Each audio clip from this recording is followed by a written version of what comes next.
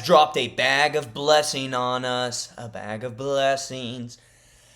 We have some good, actually, I will say great fight announcements to go through, and I will be breaking down what I think about them, what may happen, and why I think the things I think about these fights. Now, we have Tom Aspinall versus the heel hook king, Walter Walker. No, that's not the fight. I wish, but that's not the fight. We have Tom Aspinall, the classy Brit, the man who made John Jones retire and run away without even fighting him, is taking on Ciryl Gane. Now, we all knew this fight was going to happen and come along at some point. And it was the only fight to make. It was the only fight to make on the records. Ciryl beat Volkov in his last fight, even though Volkov won pretty clearly. But, who else are you going to have him fight? Alex coming off a loss makes no sense, and we'll get into him later. But, I'm excited to see Aspinall in the ring. I'm not glad it's in Abu Dhabi, though. I think that's kind of silly and stupid, having two Europeans fighting in Abu Dhabi. However, and we'll get into that later with the other fight announcements, but I'm excited to see Aspinall in the ring. Ciryl will be somewhat dangerous, I think, round one. He is a good striker, but the thing is, Aspinall can take him down at will. Ngannou controlled him. John Jones took him down fast, and honestly, at heavyweight, Aspinall probably has a better power blast double game than John Jones, especially when John was tubby. But I'm excited to see Aspinall back in the ring. Aspinall, I think we'll see a short burst out of him, maybe in the first 30 seconds. But in reality, Aspinall is going to win this. I'm interested into seeing what the odds are and where they price this fight. However, I'm excited to see Aspinall in the ring. But the fact that, I know Abu Dhabi was on the books, but see, this is what the Arab oil money is doing to us. This is what it's doing to us. We have a fight that we could promote at a location somewhere in Europe very well, yet we're going to do it in Abu Dhabi. In the middle of the day. Well, I'm American. Which I honestly don't mind the middle of the day cards every once in a while. It's kind of nice. It's a nice refresh. However, Tom Aspinall is going to win.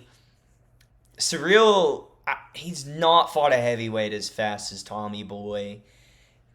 And he's either going to knock him out or submitting. This will not go decision. It'll go max 2 rounds. It's over in the first, so we all know this. And and to Dana White, how you announce these fights and how you... if I could figure out how to play the video while I'm recording, I would play the video. But Doug doesn't like what I'm about to say. He's a big Dana White writer. Get down, buddy. However, Dana glazed John Jones while promoting and announcing this fight on Instagram Live. And it's just a shame the point we're at with our sport. It's just not good. The promotion's bad. Dana's not good at his job anymore. He was really good for a while, but he's bad at it now. And well, wait, the glaze wasn't even about this fight. That's the thing. But he's announcing it in the same live stream yet, and we'll get into it on the next matchup we're going to look at. But I'm excited to see Aspinall in the ring. The only thing that sucks, what's next for him after this? And the only reason we're excited about this is because we're finally getting Aspinall as the undisputed heavyweight champion, as he should have been from the beginning. And we're going to see him fight, and we're going to see him win. That's the only reason people are excited for this. Nobody wants to watch Ciryl Gane fight him, I don't think. But it's the only fresh matchup option. So, you can't get too angry at the UFC with this. Except that they were edging us with the John Jones fight. And I don't appreciate the edging. I don't like being edged. But not much to say about this except... let's do it for the motherland, Aspinall. Let's do it for the motherland. And I'm going to go ahead and get to this next one. Okay. I'm not excited for this fight, and I'll tell you why. Ankalaev's gonna win. He's just a horrible, horrible matchup for Pereira. He's fast. He has faster hands, first of all. And he's always going to have the threat of the grappling. And I will be rooting so hard for Alex, but I just don't see how he wins, man. He wasn't able to touch him in the first fight.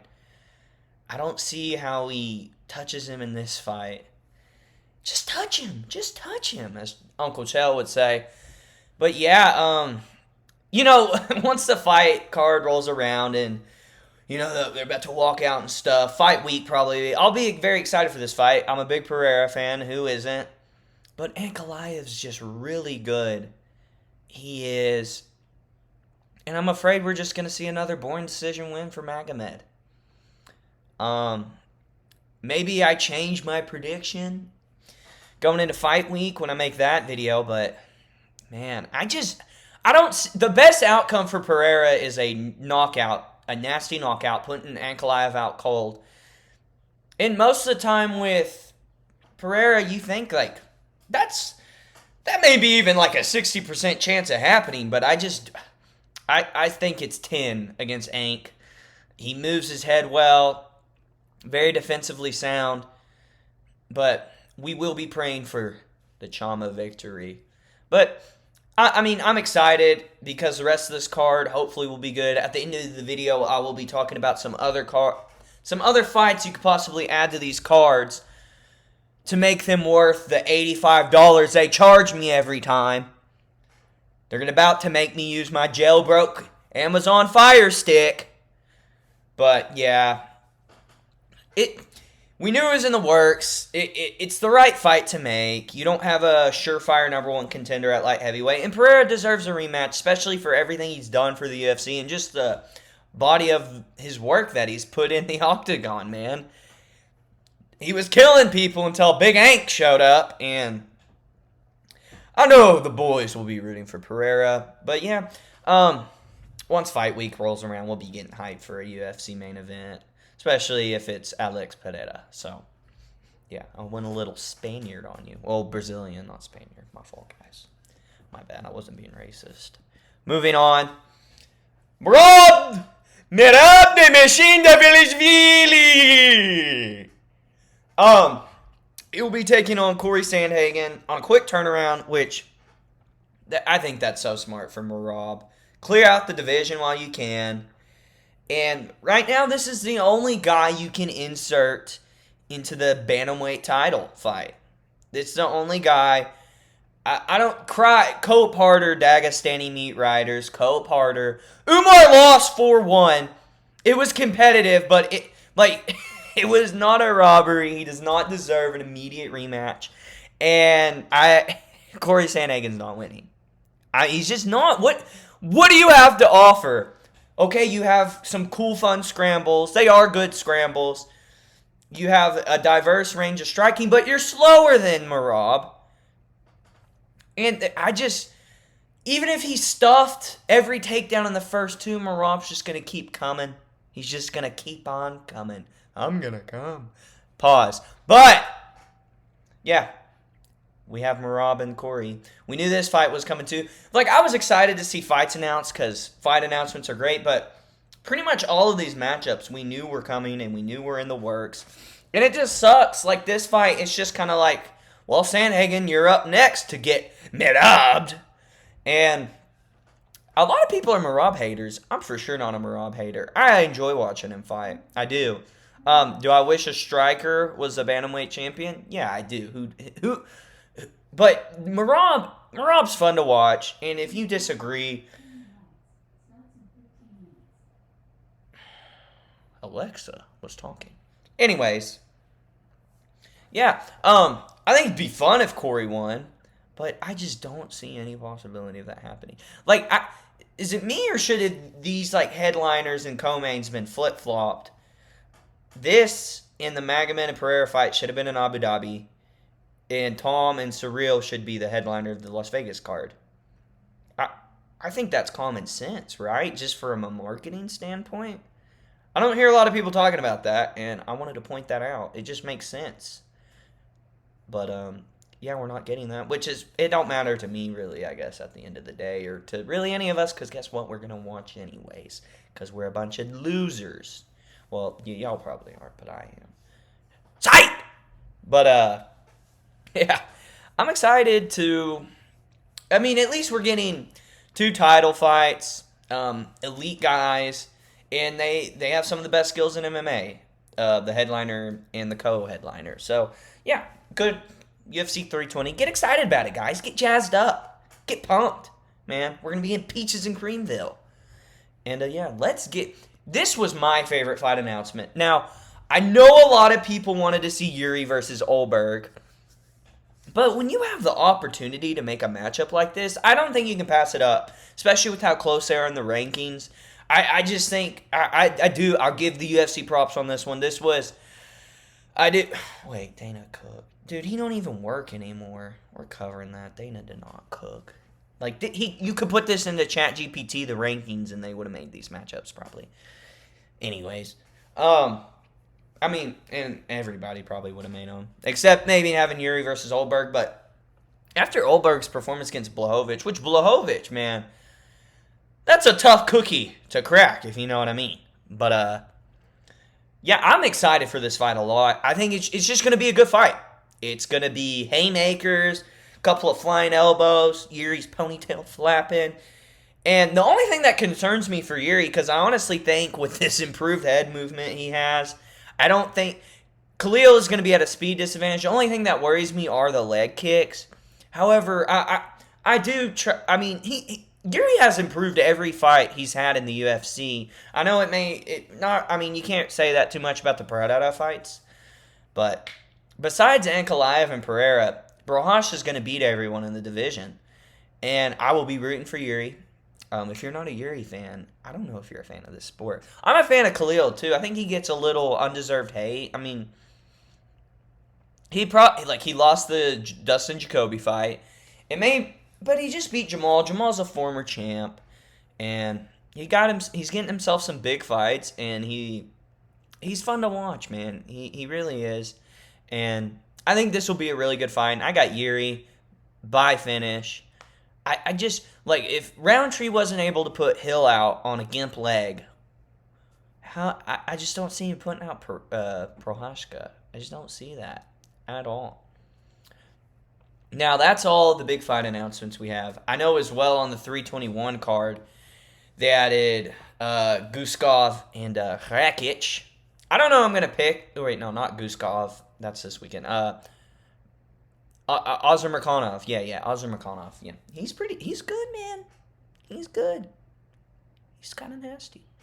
But that's going to be a solid fight. I haven't thought about who I'm going to pick yet, so we'll just save that for the prediction video. But I wanted to talk about first, for a second, what can we add to this Las Vegas, Nevada card to make it nice? Actually, we're going to go with the one I had on top of my head. Co-main event. You have to do either the Shevchenko-Weili fight. That's the fight to make. Weili doesn't need to be in there with Virna Jandiroba. She's handicapped. She can't see out of one eye.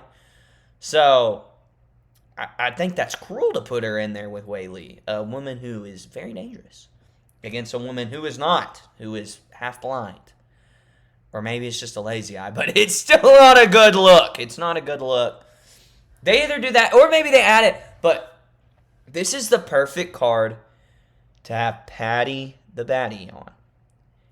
And I would prefer him to fight Gaethje, because that is an easier fight for him. Now, if they somehow get Gaethje's crying ass to fight, because, dude, you're not getting a title fight. You don't deserve it.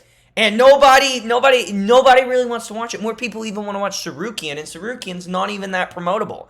You can promote him, but the UFC just doesn't do any of that anymore. But if it's Patty and Arman, here's your co-main or feature fight.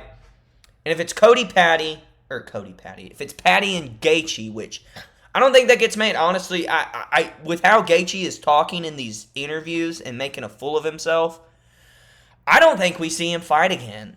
And what should be the fight? It should be Patty and Armin. But I don't think enough people talk about how big Patty and Ilya would be. And I think just you have to. I wouldn't even be mad if they made Patty Ilya. I really wouldn't. Because Armin has more claim to the title fight than Gaethje, but just with the whole debacle and Moicano having to step up on short notice, I get where Dana in the UFC comes from on that stuff, and he should have to fight someone else. And Oliveira beat him. Okay? Oliveira beat the 17th best UFC fighter of all time. I just wanted to make that clear. But, yeah. If it's Patty and Armin, which should be the fight, Armin wins, though. That's the issue. They should put it on the Abu Dhabi card, and if they somehow get Gaethje to agree to fight Patty, it should be on this fight. And if Gaethje, if he gets the next title shot, we're going to have to boycott pay-per-views or something because this is getting out of hand with some of these matchups. But if not, man, they should do Gaethje Hooker on this card. You know how... Well, they probably won't... Oh, sorry. They probably won't waste that fight on a card with already a good feature fight. So, we probably wouldn't get that on here. But if not, you have so many other fun matchups to make right now. And the UFC just match makes so slow. So slow. And if I remember correctly, I think Paulo said he was wanting to return in October, November. This is late October. Get Paulo on the Abu Dhabi pay-per-view. Get him on the pay-per-view. I know a lot of people are saying if Hamzat loses, we want to see that. But I don't want to see that fight. Hamzat would ragdoll him, man. So, if for some reason the Adesanya Strickland fight doesn't get made, dude, Adesanya versus Costa in Abu Dhabi. I think that'd be cool. However, I would like to see a fresh matchup. So, I should have pulled up the rankings. Who could you throw him? You know, you could do the Brendan Allen fight. I don't like that fight, though. I want a good fight. Maybe the winner of Fluffy Hernandez-Delice that's coming up. But it's going to be Fluffy, and Fluffy would dominate Paulo. But, then again, he probably won't fight for a little bit later. But we got guys waiting in the wings. We haven't seen Arnold Allen fight in a while. And Arnold Allen and who could he fight? Gosh dang, I should have pulled up the rankings. I'm just going to stop because it sounds stupid. But yeah, I'm excited for these fights. Pretty much all of them we knew were coming. Honestly, I thought they were going to make the Yuri Roundtree fight. I know that's easy to say in hindsight, but I got my finger on the pulse, if you know what I mean. Got it right on that pulse. But yeah, guys, let me know what y'all think in the comments about some of these fights. And yeah, I hope y'all like the video. This is the 3rd video on the channel. Hope y'all like and subscribe. Hope y'all view the video, and I hope y'all enjoy it. To all my 10 viewers, that would be... Oh, I got 11 views on my last video. So, that's improvement. It went from 9 to 11, never forget. Shout out the dancing people. Shout out the dancing people. I'll probably be posting a video tomorrow. I need to break down the upcoming card. The Abu Dhabi card. The Abu Dhabi fight night. Yeah, so... If you, for some reason, start liking me and you comment, let me know if you'd rather have that video out tomorrow or Friday. And comment, some video ideas or maybe ways to make these videos better. I am in the process of, hopefully by next week, I have a PC right here. But I'm bad with computers. I barely know how to do it off my Mac. So hopefully I will get a face cam and a mic, and I'll be recording on my PC from now on, and hopefully I can make some more entertaining edits or cuts through it. Or if y'all guys don't like that, let me know to the 2 people who may watch this video all the way through. And if you do watch this video, I love you. I really love you. So yeah, guys, thanks for watching, especially if you made this far. Like and subscribe. Deuces.